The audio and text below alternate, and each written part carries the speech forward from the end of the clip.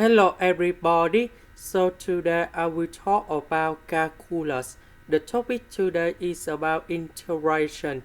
So now I will show you how to answer.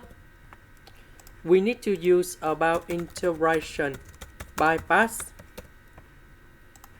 So I will put about u equals to s squared minus 2s minus 1.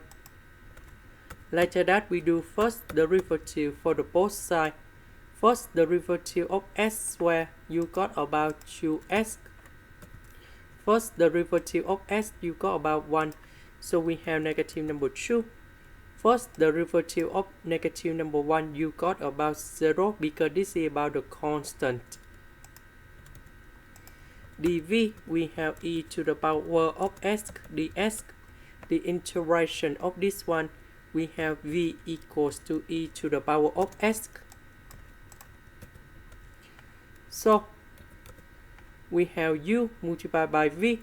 So we have e to the power of s multiplied by this one in here. Minus, we have the u multiplied by v. So we have the integration 2s minus 2. And we have e to the power of s ds. Next, about this one, we continue use integration bypass. This one we have 2s minus 2. First derivative of s, you got about 1, so we have number 2 in here. Now,